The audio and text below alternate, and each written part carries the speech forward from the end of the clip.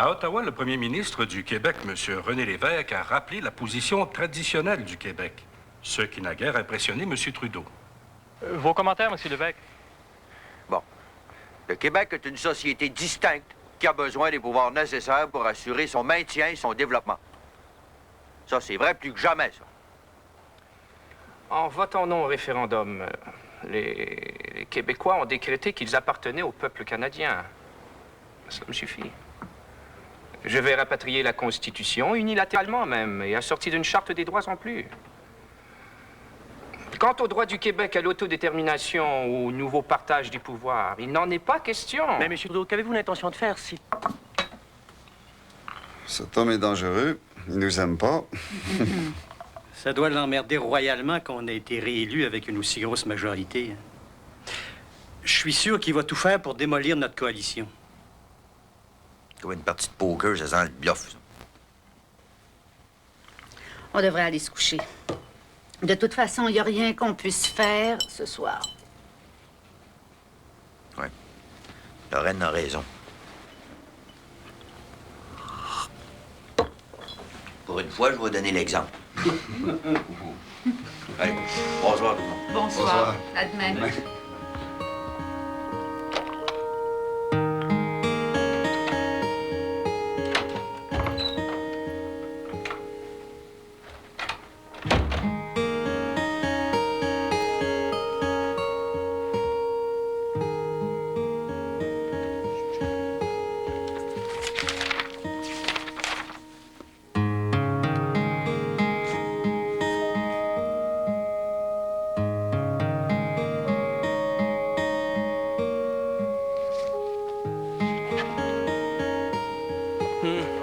On a travaillé des mois pour les regrouper, ces huit-là. Je pense finalement qu'ils se méfient plus de Trudeau que de nous autres. Vous êtes certain que ça durera, M. Morin? Moi, je pense que c'est déjà mort. Pourquoi ça marcherait plus? T'as raison, Lorraine. Je pense quand même qu'ils sont beaucoup plus attachés à Ottawa que nous sommes. Robin des Bois, c'est Trudeau, c'est pas l'évêque pour eux autres. Même au Québec, la magie du symbole existe. Aller arracher aux Anglais d'Angleterre le dernier lambeau de la souveraineté canadienne, ça sonne bien à nos oreilles, ça. Moses de Trudeau. Votre non sera un oui au changement. Même si on est sur écoute, on peut répondre. Allô, oui? Un instant. Allô? Dis rien, on est sur écoute. Tu m'aimes? Moi aussi. Non, c'est loin d'être fini, pas avant demain soir, je pense. Porte-toi bien.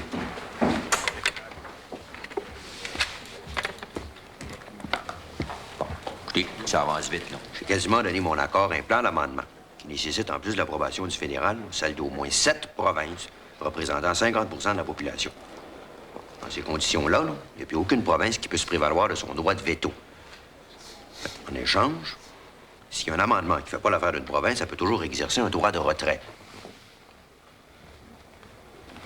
Vous avez foutu en l'air notre droit de veto? Même M. Bourassa a toujours jugé bon de conserver notre droit de veto. C'est nous qui allons le laisser aller. Ça va prendre des maudites bonnes garanties, parce qu'on risque de tout perdre là-dedans. On ne perdra rien, au contraire. Si le droit de retrait est accompagné d'une compensation financière adéquate, ça peut même être très intéressant pour nous autres. Bon. Vous savez, le droit de veto, on ne m'a jamais emballé ça. Ça, c'est la pire des moins bonnes solutions. Pour se protéger, on bloque tout. Mais en même temps, on bloque tout changement pour freiner le développement. Le maudit droit de veto, ça, c'est le mal qui ronge les Nations unies depuis le début, ça. Avez-vous des garanties sur les compensations financières? Justement là-dessus qu'on reprend. Ça, c'est évident que c'est essentiel pour nous autres. Je laisserai jamais la proie pour l'ombre. Inquiétez-vous pas.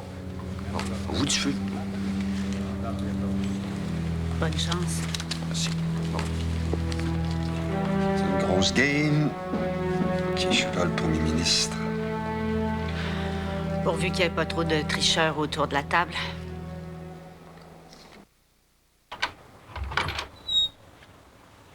Du scotch. Merci.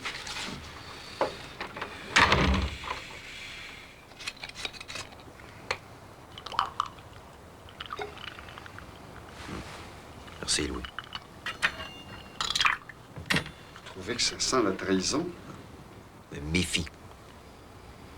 Méfie terriblement. On pourrait y retourner. Tournez où? Corridor, les chambres d'hôtel à Ottawa, je sais pas ce qu'ils sont. Ça se fait que Claude n'est pas revenu ici, qu'il est resté à Ottawa, c'est ce qu'il fait, là. Je sais pas, il y a toujours fort à faire à Ottawa. En tout cas, toutes les délégations ont notre numéro de téléphone. S'il y a du nouveau, ils vont nous appeler. Voyons, là. S'ils trament quelque chose, la dernière affaire qu'ils vont faire, c'est de nous rappeler. Ils ont tous signé. Des premiers ministres qui se respectent ne renient pas leur signature comme ça pour un oui ou pour un non.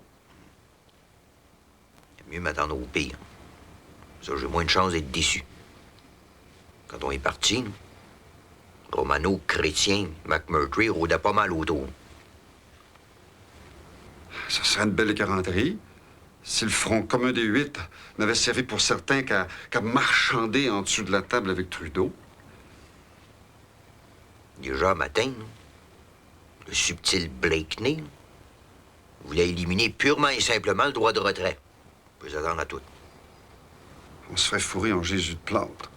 Si on revenait plus de droit de veto, pas de droit de retrait, il resterait que l'humiliation et la honte. On ne pourrait plus continuer. Ça va pas y penser.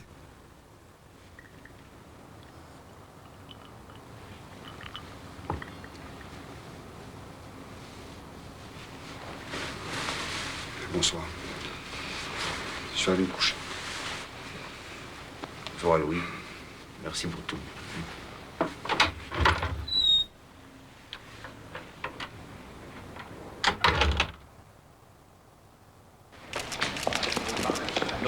Déclaration, M. Lévesque. Est-ce que les provinces en sont arrivées à une entente? Oui, les provinces sont arrivées à une entente. Toutes les provinces, sauf le Québec, qui a été trahi par des hommes qui n'ont pas hésité à déchirer leur propre signature. Encore une fois, le Québec se retrouve tout seul alors que c'est lui qui a travaillé d'arrache-pied pour obtenir un consensus des provinces. Ce sera au peuple de chez nous qui appartiendra d'en tirer les conclusions. Alors, je regrette, j'ai pas d'autres commentaires. Non, M. Lévesque, nos déclarations. merci. M. Lévesque. M. Lévesque. Un peu d'ordre, s'il vous plaît, messieurs, dames. À l'ordre. La parole est au Premier ministre. Monsieur le Président, vous répondrez au député de Darcy McGee, là, qui a le rappelé à ses amis du fédéral avec qui il a partagé la tribune du non, puis avait promis qu'un non au référendum serait interprété comme un oui au changement. Bon. Fallait donc leur rappeler ça, hein? Puis dites-le donc en anglais pour être sûr qu'ils comprennent. Le projet concocté dans notre dos, à Ottawa, est une attaque sans précédent contre les pouvoirs de l'Assemblée nationale.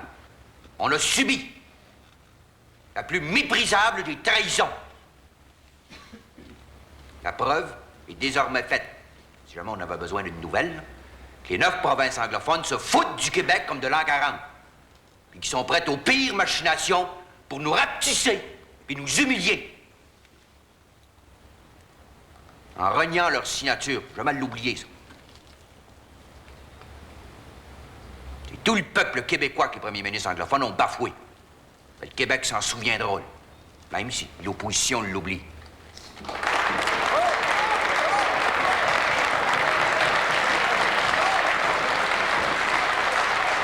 parole est au député de Darcy McGee.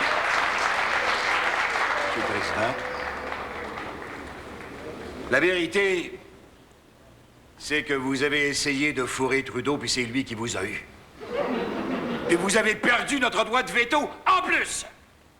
Honte au Parti québécois. Vous avez vendu le Québec. Et vous autres, vous l'avez donné. À l'ordre, messieurs, dames, s'il vous plaît, à l'ordre. À l'ordre.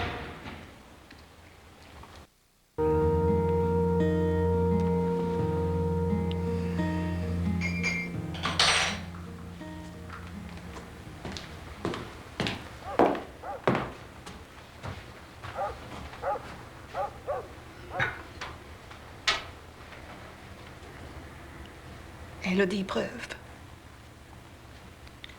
Un enregistrement. Mais il n'est rien. dit qu'il a fait ça pour aider le PQ. Ça se peut-tu, ça? Le pire, c'est qu'il est toujours aussi convaincant, le baptême. Ben oui, mais je veux bien croire, René, mais en acceptant d'être payé, il leur donne des munitions contre lui puis contre nous autres. La possibilité du chantage puis tout ce qui vient avec. C'est affreux puis c'est ridicule. En tout cas, la seule façon de comprendre quelque chose dans tout ça, ça serait d'apprendre la nature des renseignements qu'il a livrés à GRC. Mais baptême, veux-tu bien me dire que c'est qu'il a pu leur apprendre?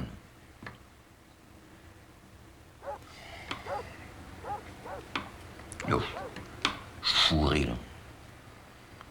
On peut pas brasser de marde avec ça, on va éclabousser tout le monde, on peut pas se permettre ça. Le genre de secret que je vais être obligé d'emporter avec moi dans ma tombe. Ben peur.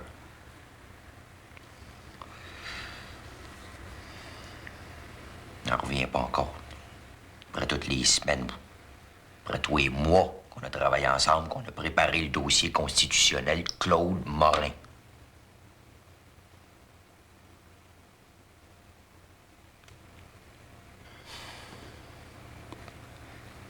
La nature humaine me surprendra bien toujours autant.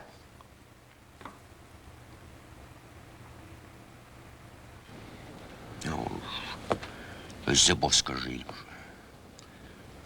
Je suis habité vers une violence mentale là, qui quitte pas. Là.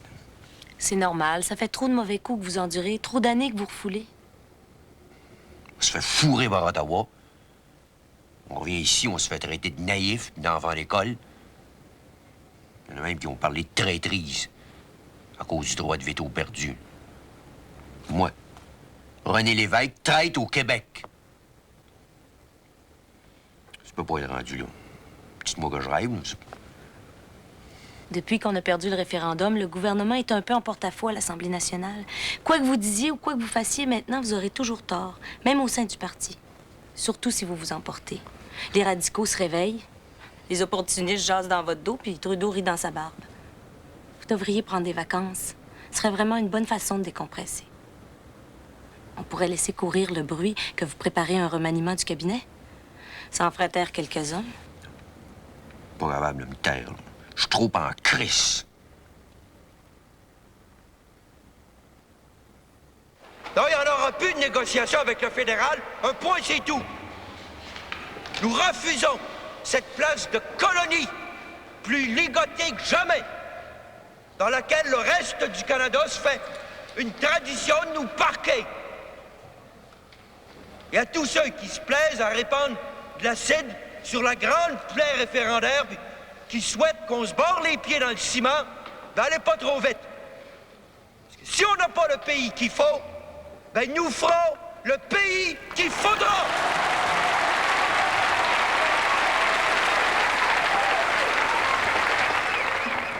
Écoute ce que je viens d'écrire, là, tu pourras pas me dire que je suis pas assez critique face à moi-même.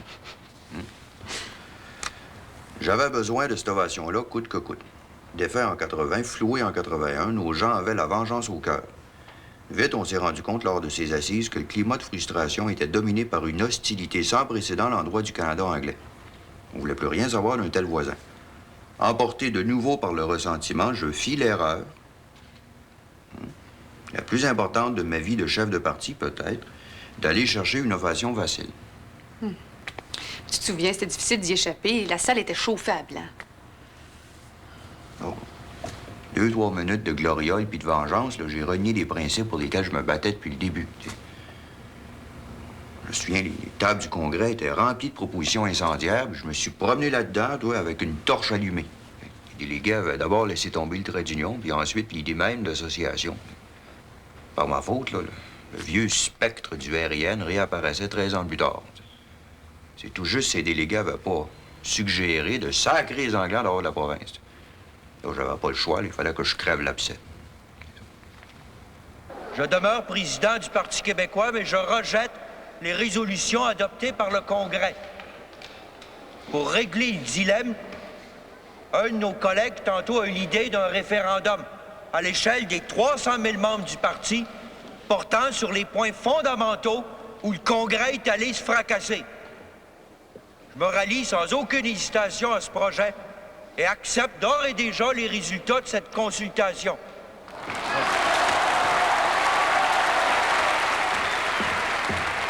Je penserais aux aériennes pour au PQ. Tiens, maudite résolution à merde. Ça continue même, moi, tout sacré, ça là, m'a rentré chez nous. Calmez-vous, Monsieur Lévesque, calmez-vous.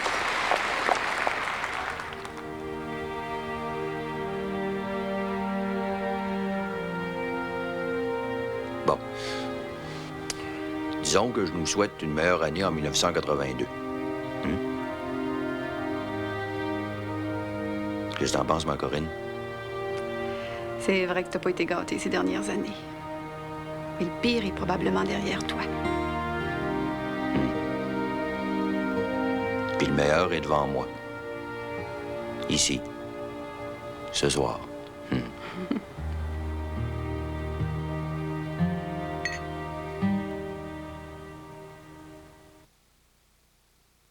On va en maudit dans le temps des fêtes pour avoir les résultats rapidement.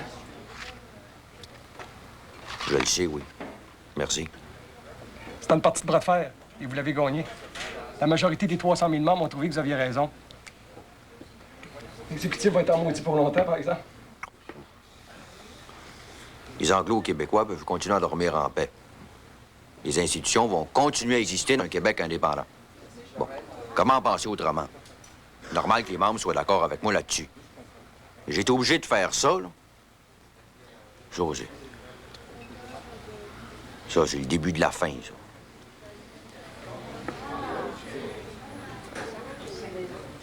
Et pourtant, cette crise, venue d'ailleurs et si vite amplifiée par certaines de nos fragilités, là, cette crise dont le gouvernement fédéral se lave les mains, est-il besoin de le préciser?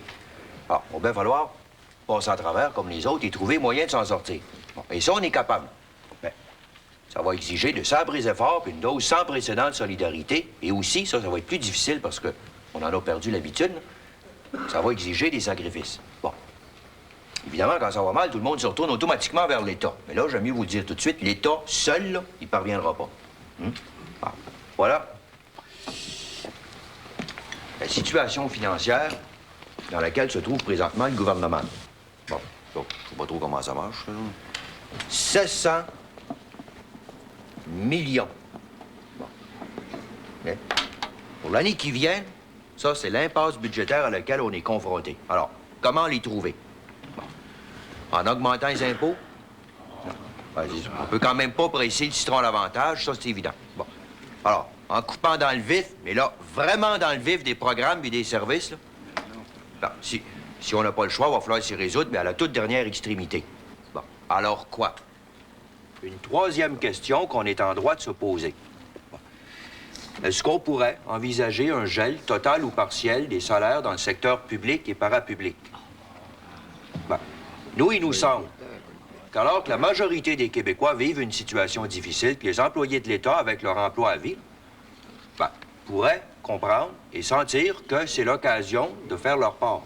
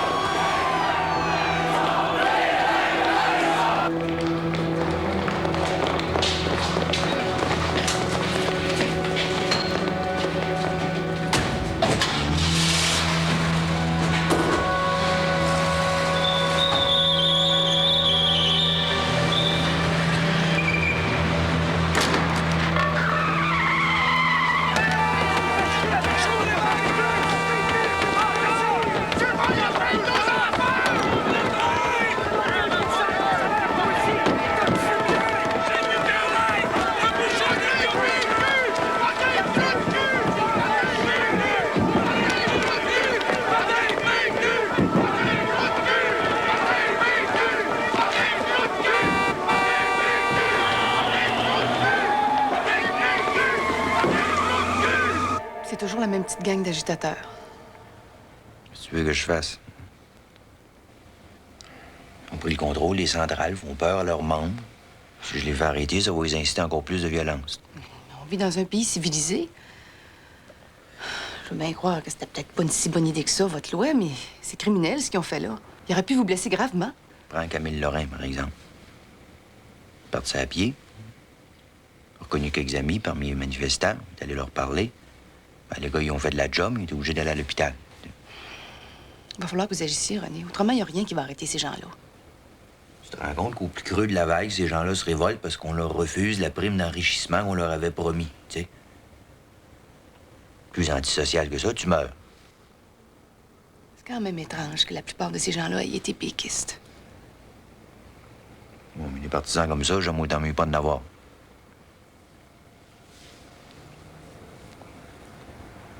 Je les attends dans le détour. Là.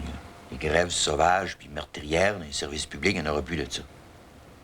Ceux qui vont vouloir prendre la population en otage, ben, je leur réserve un chien de ma chienne. Bon. Moi, je m'en vais me coucher. Les journées sont trop longues.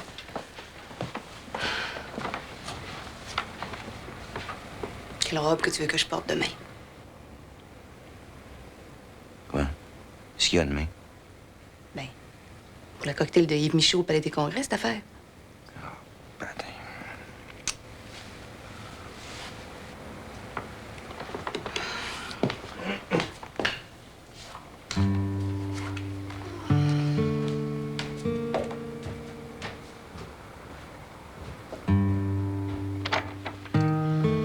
Monsieur Jean-Roch Boivin est ici pour vous voir, Monsieur l'évêque. Faites-le entrer.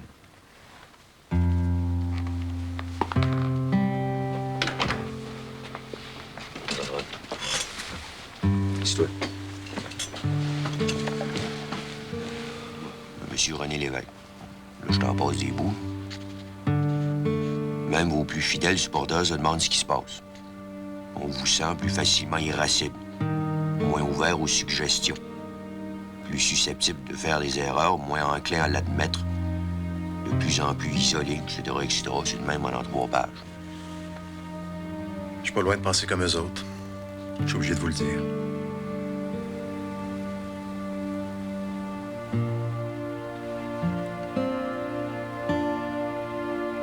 Le pire, c'est que vous avez peut-être raison. Je me sens moins d'équerre depuis quelque temps. Pierre Marois qui vient de nous quitter. Fatigué aussi.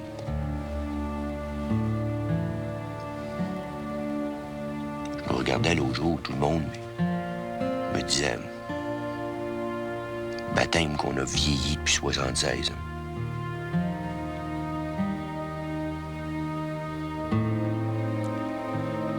Qu'est-ce que vous décidez? Rien. Je reste jusqu'aux prochaines élections pour finir mon mandat.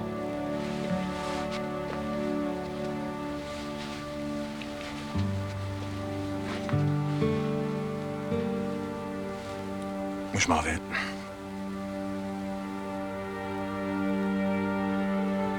Pas sérieux? J'ai jamais été aussi sérieux, Monsieur l'évêque. J'ai donné tout ce que j'avais à donner. C'est fini. Je pars. Pourquoi tu prends pas des vacances? Des fois, ça aide, ça. Je veux plus rien savoir de la politique. Faut que je change d'air.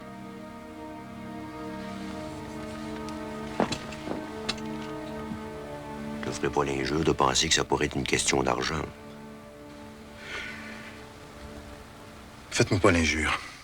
En effet. Ben, il va falloir que j'arrête un moment donné, mais ça sera pas aujourd'hui. C'est vrai que vous avez l'air fatigué, hein? C'est pas reposant être premier ministre.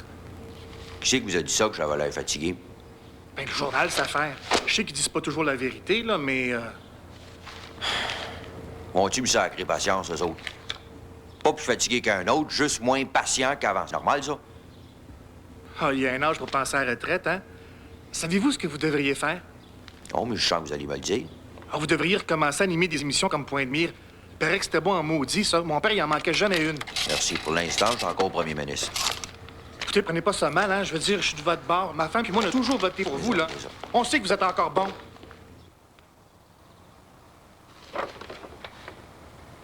La mère vous appelle, Monsieur le Premier ministre. Voyez comme elle est belle et invitante.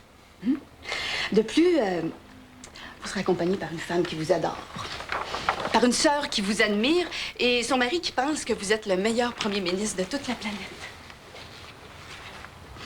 Oh, vous sacrez patience avec vos barbades, vous autres. C'est à l'autre bout du monde. Les communications sont toujours compliquées dans ces coins-là. Je suis encore premier ministre. Hey, wow, là! J'ai les billets à cette heure. Alice et Philippe viennent avec nous autres. C'est plus le temps de faire des histoires. T'avais juste à le dire avant, franchement. J'ai l'impression que tout le monde complote contre moi. Ben oui, ben continue pas, au moins! T'es rendu complètement paranoïaque, ma parole. Tu dis n'importe quoi! Que tu sois bête avec moi de temps en temps, OK, ça passe. Je me suis comme habituée. Mais que tu me prêtes des intentions malveillantes. Je dis que je t'avais de te donner un vrai bon conseil, mon ami. Toi aussi, tu vas me conseiller de démissionner, c'est ça? Ben, si t'arrives pas à te calmer et à prendre des vacances, oui. Sincèrement, je pense que ce serait la bonne décision à prendre. Ceux qui m'haïssent disent la même chose. Prends-la donc comme tu veux. Si t'interprètes tout de travers, c'est pas de ma faute. Moi, je t'aime, figure-toi donc. Puis sais-tu quoi? T'es en train de couler, tu ne vois pas aller.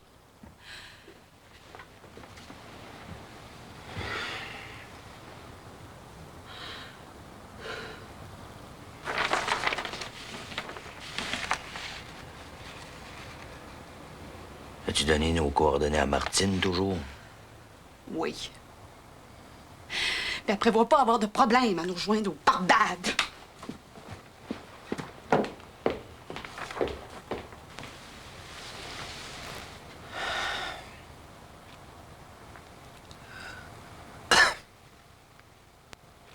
Non. Ce sont des rumeurs qui n'ont pas d'allure, un point c'est tout. Non, c'est complètement faux. Monsieur Lévesque n'est pas en guerre contre Monsieur Pierre-Marc Johnson. Non, Monsieur Lévesque est parti en vacances. Il part en voyage dans le temps des fêtes. C'est son droit, quand même. Oui, c'est toujours le premier ministre qui prend les décisions. Nous sommes en communication avec lui chaque jour. Non, Monsieur le premier ministre n'a pas le cancer de quoi que ce soit. Baptême. Dans le Parti québécois, depuis quelque temps, les mauvaises nouvelles s'accumulent sur la tête de M. René Lévesque. M. Marcel Léger a accepté de nous faire quelques commentaires à ce sujet. Monsieur le ministre, bonjour. Bonjour. Oui, en effet, on a vécu une succession de crises importantes depuis 1980. Mais comment M. Lévesque réagit-il personnellement dans tout ça? Que penser, par exemple, des signes inquiétants de fatigue, de toutes ces rumeurs qui circulent, et des raconteurs de toutes sortes sur ses agissements? Les journalistes n'ont jamais été tendres avec M. Lévesque.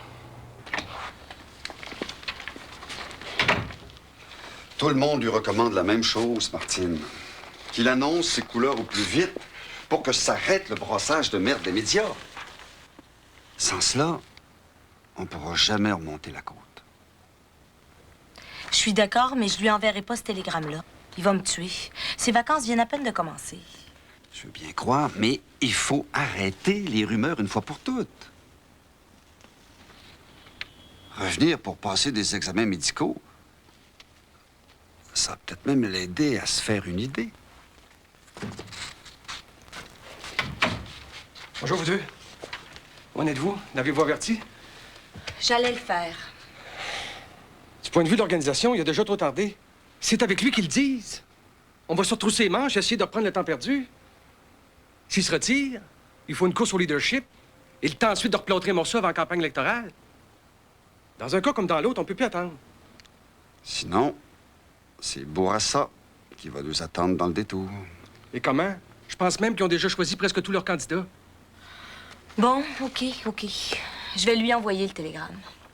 Mais je trouve ça dur quand même. Inquiète-toi pas, il y en a vu d'autres. Il est capable d'en prendre. C'est un grand garçon.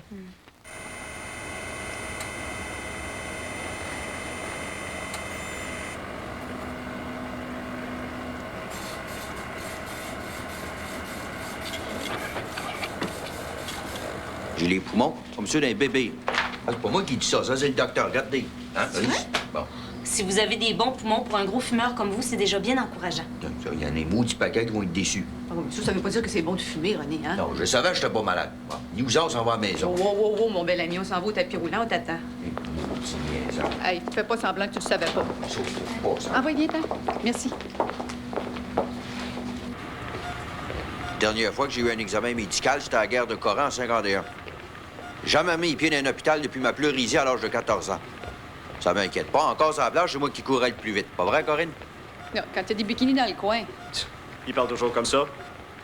Marchez plus vite un peu, mais parlez plus, Monsieur l'évêque. Essayez ça juste 2 minutes. Rester sur place, j'ai passé toute ma vie à me battre contre ça, moi.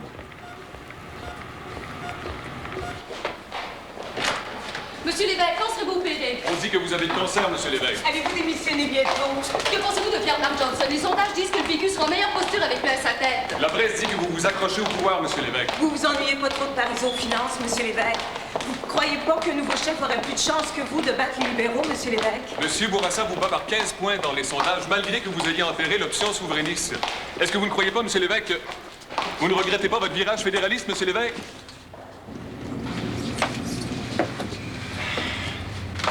C'est Martine. Je pense pas qu'on en fasse encore bien long ensemble. Continuez, mais j'avais des choses importantes à régler. Peut-être qu'un peu de repos, ça vous ferait du bien. Ah non. Le journaliste va encore parler de ma grande fatigue. Pourquoi vous donnez pas une conférence de presse, une vraie? Ça les calmerait. Ça fait longtemps que vous en avez pas donné une. Puis capable. Plus de cotes.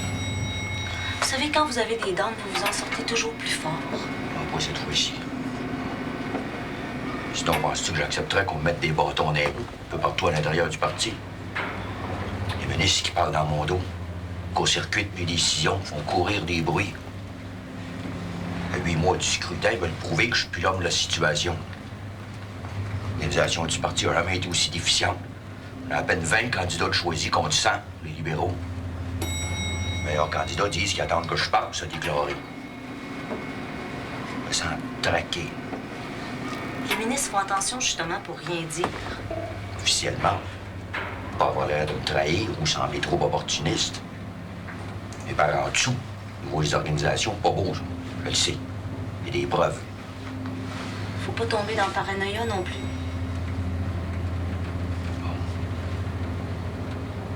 Fatigué, Martine. Ben, fatigué.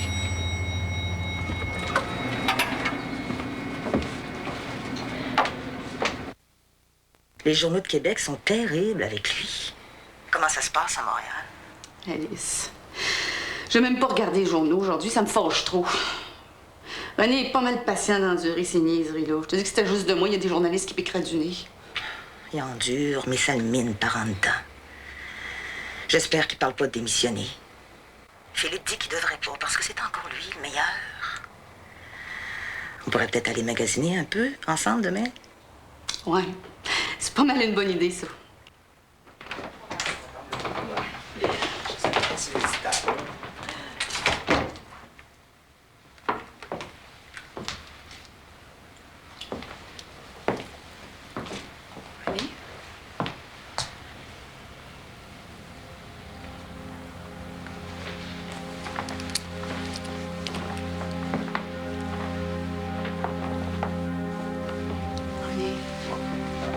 Sacrez-moi patience.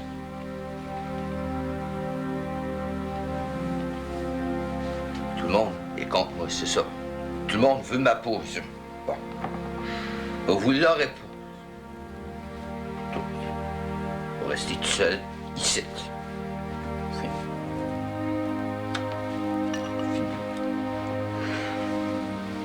Et René, là, c'est le temps de te coucher. Non, non. Tu vas être en forme demain matin, viens. Non. René.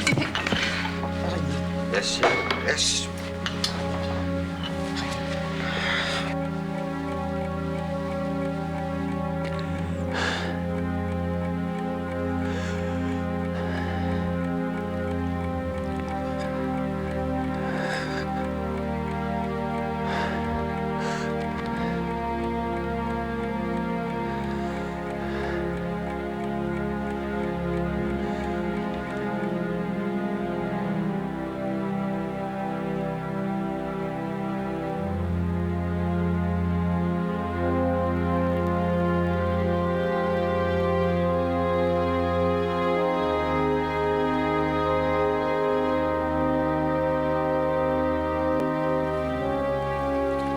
Madame la vice-présidente, vous n'étiez pas sans vous douter, comme bien d'autres, que tôt ou tard, je quitterais la présidence du parti.